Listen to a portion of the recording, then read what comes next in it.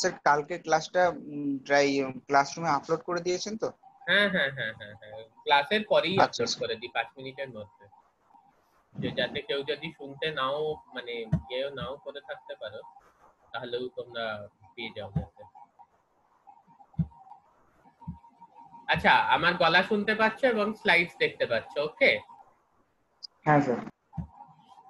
আমি তোমাদেরকে বলেছিলাম গতকালের ক্লাসটা মোস্ট ইম্পর্টেন্ট ক্লাস, কারণ গতকালে যদি তুমি ওটা বুঝে যাও, আমরা কিছু এক্সপেরিমেন্টাল ডিজাইন নিয়ে কথা বলেছিলাম, কিভাবে আর কি ল্যাক ওপেরনের এই যে ব্যাপারটা, পুরো ব্যাপারটা আবিষ্কৃত হলো এবং কিভাবে এই ব্যাপারটাও নির্ধারণ করা হলো যে কিছু প্রোটিন শুধু প্রডিউস হয় with the sole function of regulating the gene expression. এটা আমরা গতকালের ক্লাসে কিছু এক্সপেরিমেন্টের সাহায্যে দেখেছি, খুব সিম্পল এক্সপেরিমেন্টস। ল্যাকেল বা ল্যাক রিপ্রেসার জিনের মিউটেশন করা হয়েছে, ল্যাক অপারেটরের মিউটেশন করা হয়েছে, তারপর একটা মেরোডিপ্লয়েড ক্রিয়েট করা হয়েছে, করে দেখা হয়েছে যে কোন মিউটেশন গুলোকে রেস্টোর করতে পারছে ওয়াইল্ড টাইপ মেরোডিপ্লয়েড কন্ডিশনে আর কোনগুলো রেস্টোর হচ্ছে না। তো সেখান থেকে খুব সুন্দর সুন্দর কিছু কনফিউশন বাদ করে এরা কিন্তু this is the Ingenuity of any kind of scientific research, যে তুমি কত সিম্পল এক্সপেরিমেন্টস থেকে কত স্ট্রং কনক্লুশন বা যাকে বলে পাকাপোক্ত কনক্লুশন তুমি বার করতে পারবে সিম্পল এক্সপেরিমেন্টস থেকে। সেটা কিন্তু খুব সুন্দর জ্যাকব অ্যান্ড মোনো এরা কিন্তু করে দেখিয়েছিলেন আর কি। ঠিক আছে, next let us come to this negative control of lac operon. Lac ওপেরনের negative control. Okay, just a minute, একটু দেখে নিই। না, সাফিসিয়েন্ট ইয়ে রয়েছে, ব্যাটারি সাফিসিয়েন্ট রয়েছে, রিচার্জার লাগছে না।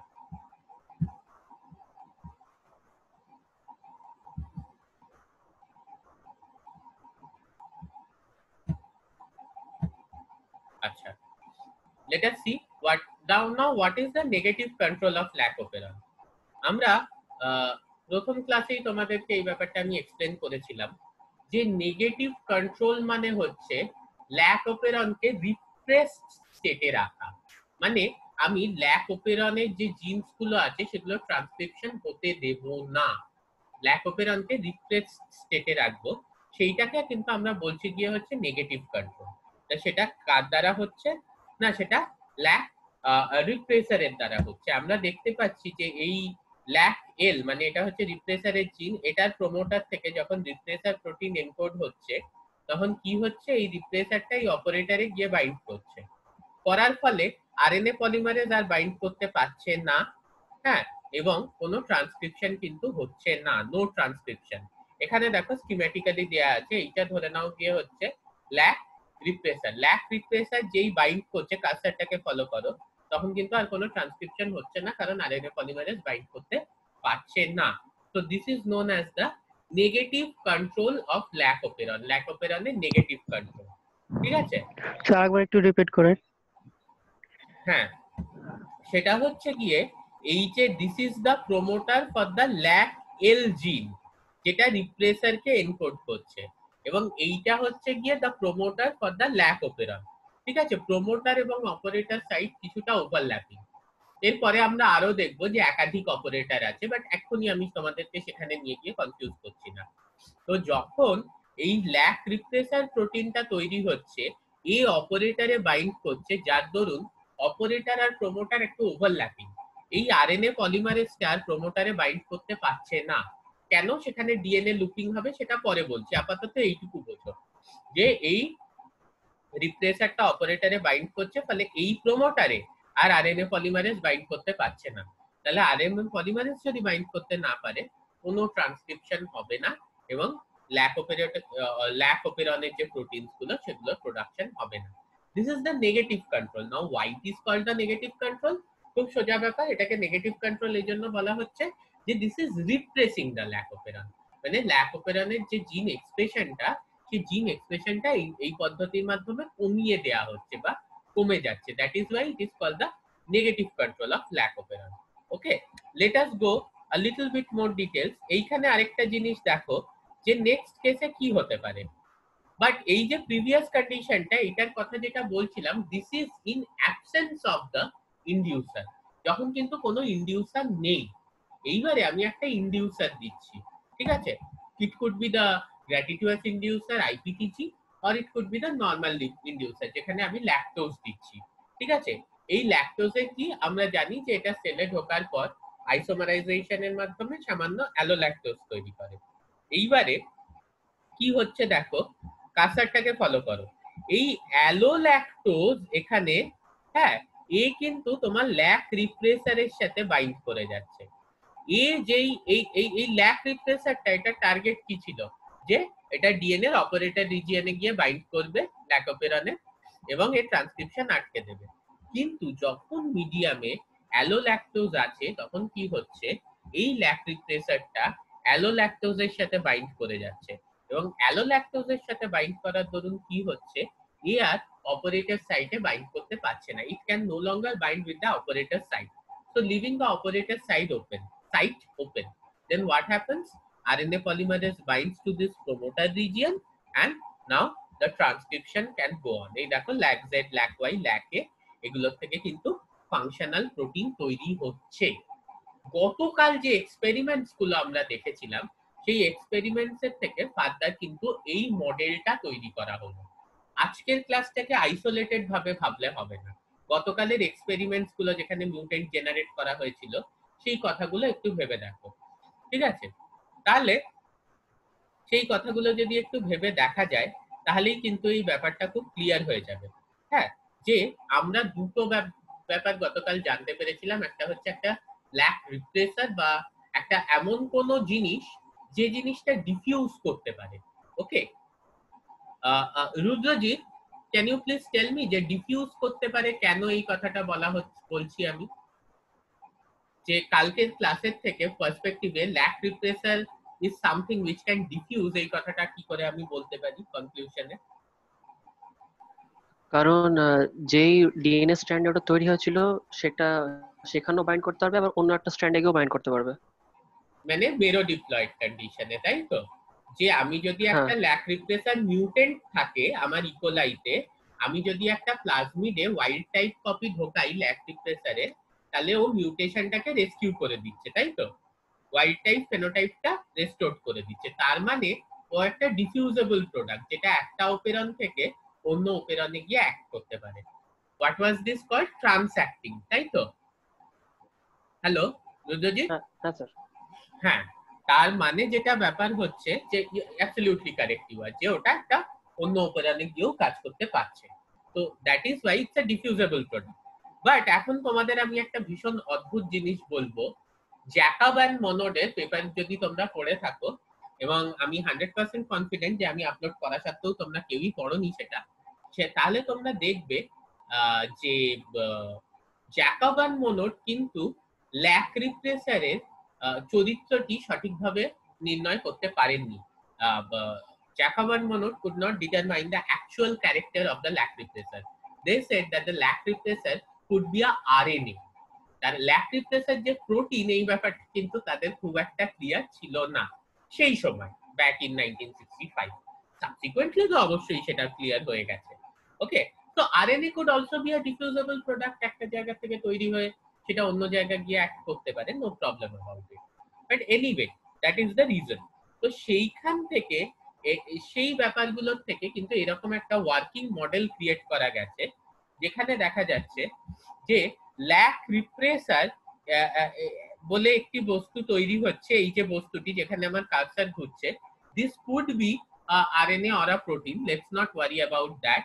অ্যান্ড সেটি একটি অপারেটরের ওপর কাজ করছে, যে অপারেটরটি কিন্তু সিস অ্যাক্টিং, বা সেখানে কোনো ডিফিউজেবল প্রোডাক্ট তৈরি হয় না। Sourodip, why is that so? Sir আবার বলুন, কোশ্চেনটা বুঝতে পারলাম না। কোয়েশ্চেনটা হচ্ছে যে ল্যাক অপারেটর কিন্তু সিস অ্যাক্টিং, বা সেটা কোনো ডিফিউজেবল প্রোডাক্ট তৈরি করে না। এইটা আমি কি করে কালকের এক্সপেরিমেন্ট, গতকালের ক্লাসের এক্সপেরিমেন্টের থেকে কনক্লুড করব? সিস অ্যাক্টিং, কারণ সেটা আর একটা অপারেটরের সাথে বাইন্ড করছে, মানে অন্য একটা জায়গায় যদি বাইন্ড করতো তাহলে একটা ট্রান্স অ্যাক্টিং হতো। হ্যাঁ, কালকের ক্লাস আর কে করেছে? সায়ন বিশ্বাস বা সায়ন দাস তো করনি। Rudrajit, can you tell? Sir lac ওতে যদি মিউটেশন থাকে তাহলে হ্যাঁ রিপ্রেসার যদি তৈরি হয় অন্য একটা ইয়ে থেকেও, তাও সেটা বাইন্ড করতে পারবে না। হ্যাঁ সেই জন্য বোঝা যাচ্ছে যে অরিজিনে যেটা আছে সেটা ডিফিজিবল না। এক্স্যাক্টলি, মানে এই মিউটেশনটাকে কি বলা হয়? দিস ইজ কল্ড ওসি বা অপারেটর কনস্টিটিউটিভ মিউটেশন। ঠিক আছে, তুমি যদি একটা অপারেটরে মিউটেশন থাকে, তুমি যদি আরেকটা মেরোজাইগোটে প্লাজমিডের সাহায্যে ওয়াইল্ড টাইপ অপারেটর ঢুকিয়েও দাও, কখনোই সেই মিউটেশনটা রেস্টোরড হবে না। Okay, this is something we know. তো যার জন্য এটা কিন্তু সিস অ্যাক্টিভ। এবং in presence and absence of lactose কিরকম, যার জন্য গতকালের ক্লাসটা খুব এসেনশিয়াল ছিল, কিরকম মিউটেশন হচ্ছে বা হচ্ছে না সেইটা যদি আমরা একটু ফলো করতে পারি, হ্যাঁ, তাহলে সেখান থেকে এরকম একটা ওয়ার্কিং মডেল কিন্তু খুব ইজিলি ডিটারমাইন করা যায় যে ল্যাক রিপ্রেসার জিনটা একটা রিপ্রেসার এনকোড করছে, যেটা কিন্তু অপারেটরে গিয়ে বাইন্ড করছে। And in presence of the inducer কি হচ্ছে, সেই রিপ্রেসারটা ইন্ডিউসারকে বাইন্ড করছে, ফলে অপারেটরকে বাইন্ড করতে পারছে না।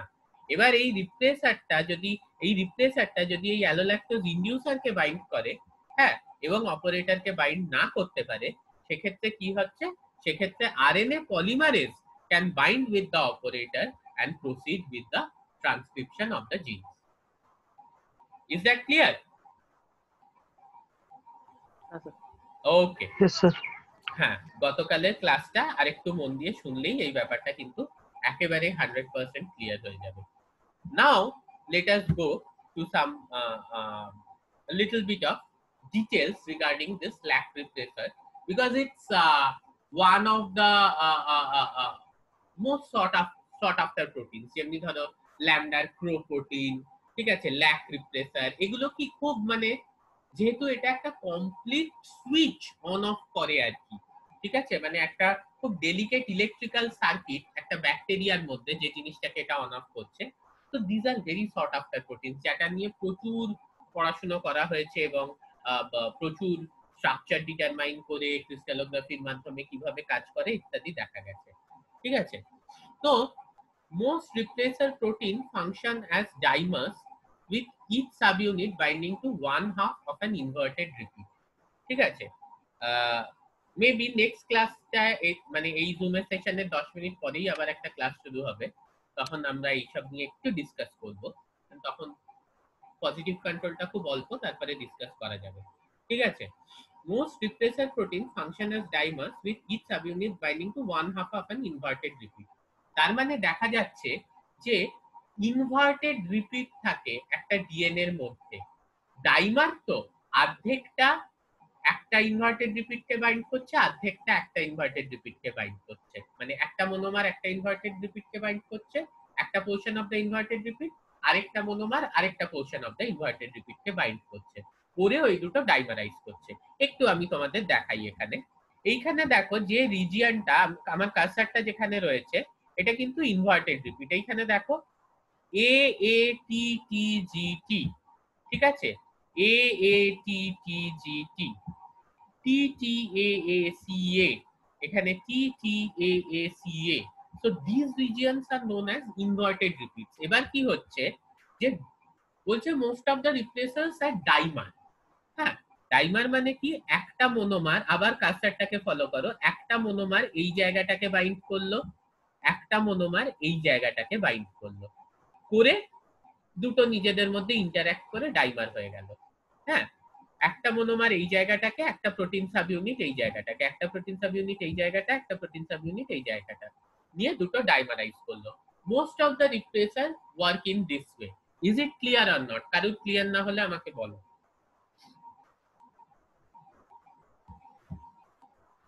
ক্লিয়ার তাহলে সবার? ওকে, ভেরি গুড। ঠিক আছে, হ্যাঁ বলো, কেউ বলবে কিছু বোধহয়, কেউ বলছে না। একটা মনোমার একটা পোরশন অফ দ্য ইনভার্টেড রিপিটকে বাইন্ড করলো, আরেকটা মনোমার আরেকটা পোরশন অফ দ্য ইনভার্টেড রিপিটকে বাইন্ড করলো, করে দুটো ডাইমারাইজ করে গেল। ঠিক আছে, এই জিনিসটা কিন্তু দেখা যায় গিয়ে হচ্ছে মোস্ট অফ দ্য রিপ্লেসার প্রোটিনের ক্ষেত্রে। কিন্তু ল্যাক রিপ্লেসারটা একটু আনইউজুয়াল। আমি তোমাদেরকে প্রথম দিন থেকেই বলেছি যে ল্যাক রিপ্লেসার কিন্তু একটা টেট্রামার। হ্যাঁ, তার মানে টেট্রামার মানে কি, এখানে দুটো ডাইমার একে অপরের সঙ্গে জুড়ে যাচ্ছে। হ্যাঁ, দুটো ডাইমার আলাদা করে ডিএনএ কে বাইন্ড করে একে অপরের সাথে জুড়ে যাচ্ছে, ঠিক আছে। এবং সেটা কিভাবে হচ্ছে সেইখান থেকে সায়েন্টিস্টদের মাথায় এলো তাহলে maybe there are more than one operator site. কারণ একটা এইখানে পরের সাইটটায় দেখো, একটা অপারেটর সাইটে একটা সেট অফ ইনভার্টেড রিপিট আছে, এখানে একটা বাইন্ড করে ডাইমার তৈরি করলো, টেট্রামার তো হলো না। কিন্তু পরে দেখা গেল যে ল্যাক ওপেরনে অ্যাকচুয়ালি তিনটে অপারেটর সাইট আছে।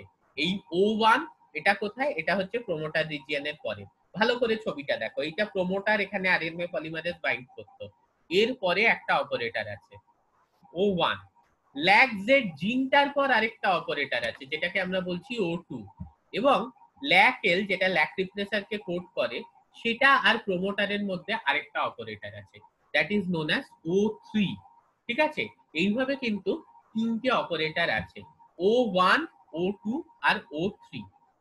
এইবারে সায়েন্টিস্টদের কি মনে হলো যে যখন টেট্রামার, তখন যদি একটা অপারেটর থাকতো তাহলে ডাইমার তৈরি করতো, টেট্রামার যখন তখন মোর দ্যান ওয়ান অপারেটর তৈরি করে, ঠিক আছে, থাকে। যে কি মডেলটা দেখা গেল, মডেলটায় যেটা দেখা গেল যে two dimers make a tetramer, one dimer binds to the O1 operator, other dimer binds to simultaneously to O3, O2 আর O3। তার মানে এই O1 অপারেটরে একটা ডাইমার অবশ্যই বাইন্ড করছে, আর আইদার এই O3 তে বাইন্ড করছে নয় O2 তে বাইন্ড করছে। তাহলে বোঝা গেল র্যাক রিপ্লেসের টেট্রামার কিভাবে তৈরি হলো। একটা ডাইমার এই O1 এ বাইন্ড করলো, আরেকটা ডাইমার O3 তেও বাইন্ড করতে পারে বা O2 তেও বাইন্ড করতে পারে সিমালটেনাসলি, মানে যখন একটা ডাইমার O1 এ বাইন্ড করছে তখনই আরেকটা ডাইমার O3 বা O2 তে বাইন্ড করছে। This was the concept. Next হচ্ছে বাইন্ডিংটা কিসের মাধ্যমে হচ্ছে। এই বাইন্ডিংটা সবসময় জেনে রাখবে, most of the replacer proteins or DNA binding proteins, they bind to the major group of the DNA, DNA এর মাইনর গ্রুপ মেজর গ্রুপ অবশ্যই পড়েছো, হ্যাঁ। এবং দেখা যায় যে এই রেকগনিশনটা হয় হেলিক্স টার্ন হেলিক্স, একটু সেকেন্ডারি স্ট্রাকচার, প্রোটিন সেকেন্ডারি স্ট্রাকচারের ক্ষেত্রে মনানো অ্যালফা হেলিক্স, তারপরে একটা টার্ন, তারপর আবার একটা অ্যালফা হেলিক্স, এই ধরনের মোটিভ যেটা থাকে, ঠিক আছে। এই রিপ্লেসার প্রোটিনের ক্ষেত্রে এন টার্মিনাসের, প্রোটিনটার এন টার্মিনালের কাছাকাছি আছে এই helix turn helix. Most of the DNA recognition occurs to this helix turn helix motif, মানে ডিএনএ কে বাইন্ড করে প্রোটিনরা using this alpha helix turn alpha helix. কোথায় বাইন্ড করছে না মেজর গ্রুপে, ঠিক আছে। এবং কিভাবে বাইন্ড করছে, যে একটা ডাইমার এই O1 এ বাইন্ড করলো, আরেকটা O3 বা O2 তে বাইন্ড করলো। তাহলে এই জিনিসটাই দেখো, one dimer binds at the O1 operator, other dimer binds simultaneously to O3 or O2, ঠিক আছে। Now two bound dimers from a tetramer lac repressor. এবারে এই যে দুটো dimer, either O2 or O3, দুটোতে একসাথে নয় কিন্তু, হয় O2 তে নয় O3 তে, ওয়ান এ তো করেছে। এবার এই দুটো ডাইমার একে অপরের সঙ্গে জুড়ে গিয়ে একটা টেট্রামার তৈরি করলো, এবং দেখা যাচ্ছে এই টেট্রামারের কিন্তু DNA affinity, DNA binding affinity খুব হাই, ঠিক আছে। এবং ডিএনএ এর মধ্যে একটা লুপিং হচ্ছে, মানে ডিএনএটা এভাবে মুড়ে যাচ্ছে, যার দরুন এই যে দুটো রেগুলেটরি সাইটস আছে, ঠিক আছে, মানে একটা O1 আর একটা O2 বা O3, একটা O1 আর একটা O2 বা O3, এই যে দুটো রেগুলেটরি সাইটস আছে, এই দুটো সাইটস কে একসাথে কিন্তু বাউন্ড হতে দিচ্ছে বাই দা ল্যাক রিপ্লেসার। এক্ষুনি বুঝিয়ে দিচ্ছি জিনিসটা, এইখানে একটু ছবিটা দেখো, ঠিক আছে। এইখানে ছবিটা দেখলেই এই ব্যাপারটা পুরো ক্লিয়ার হয়ে যাবে। যে ধরো এখানে যেটা দেখিয়েছে, এই একটা ল্যাক রিপ্লেসার, একটা সাব ইউনিট, দুটো সাব ইউনিট, একটা কাছেরটা ফলো করো, একটা সাব ইউনিট, দুটো সাব ইউনিট, এরা কোথায় বাইন্ড করলো না, এরা বাইন্ড করলো গিয়ে হচ্ছে O1 বা এই অপারেটরটাই আর কি, ঠিক আছে, যেটায় বাইন্ড করতেই হবে। আরেকটা সেট অফ ল্যাক রিপ্লেসার, একটা সাব ইউনিট, দুটো সাব ইউনিট, এরা কোথায় বাইন্ড করলো, এরা O3 তে বাইন্ড করলো, ঠিক আছে। কিন্তু O1 আর O3 এর মধ্যে তো একটা ডিসটেন্স আছে, ঠিক আছে, একটা বড় প্রোমোটার রিজিয়ন আছে। আর কোনো প্রোটিন তো এত বড় হয় না যে সেটা প্রোমোটার রিজিয়নকে ছাপিয়ে এসে একে অপরের সাথে কমপ্লেক্স তৈরি করবে। It can't be that big, trust me. তাহলে কি হচ্ছে না এই জায়গায় ডিএনএ টার মধ্যে একটা লুপিং হচ্ছে, ঠিক আছে, there is a looping within the DNA, যার দরুন কিন্তু এই অপারেটরটার বাউন্ড দুটো subunit of lac repressor এবং এই অপারেটরটায় বাউন্ড দুটো subunit of lac repressor কিন্তু কাছাকাছি চলে এলো এবং একটা টেট্রামার তৈরি করলো। এবং এই প্রোমোটার রিজিয়নে যদি লুপিং হয়, it's impossible for the RNA polymerase, কি হলো, জাস্ট আ মিনিট, এই প্রোমোটার রিজিয়নে যদি লুপিং হয়, it's impossible for the RNA polymerase to bound at this region and proceed with the transcription. Is it clear? So this is the total mechanism of the negative control of lac operon. ঠিক আছে, যেগুলো কিন্তু খুব easy কিছু এক্সপেরিমেন্টের দ্বারা নির্ধারণ করা হয়েছিল। Okay, so this is it for the presentation. আমি এবার স্ক্রিনে আসছি, তোমাদের অবভিয়াসলি কিছু ডাউটস তো থাকবে, and let me clarify those doubts. বলো কার কি জিজ্ঞাসা আছে?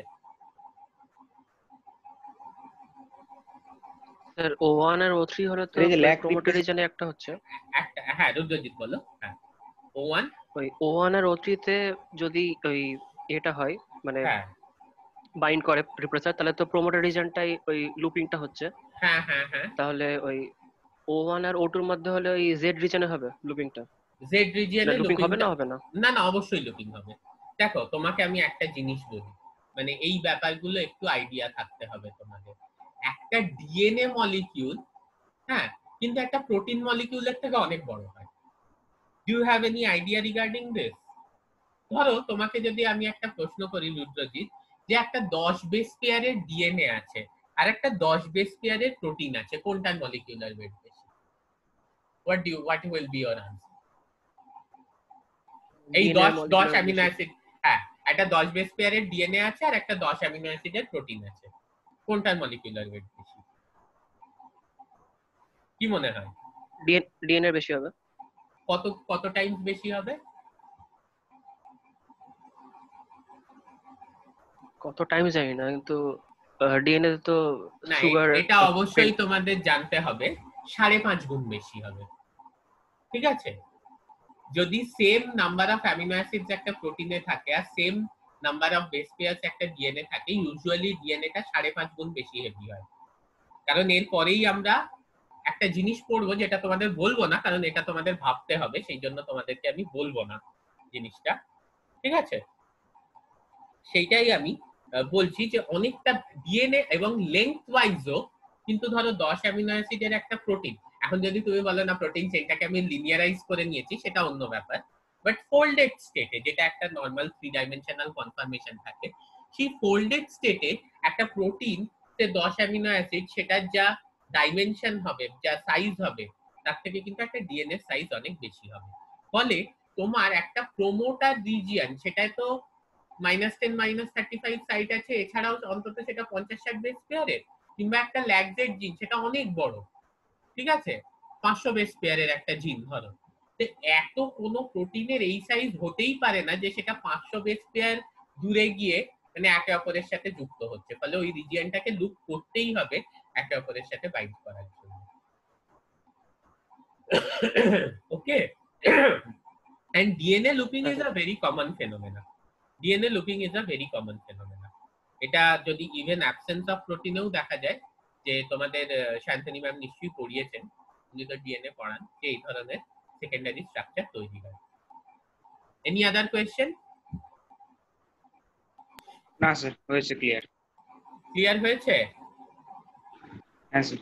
ভেরি গুড, তাহলে এইটা রিলেটেড আর তোমাদের কোনো কোয়েশ্চেন নেই, তাই তো?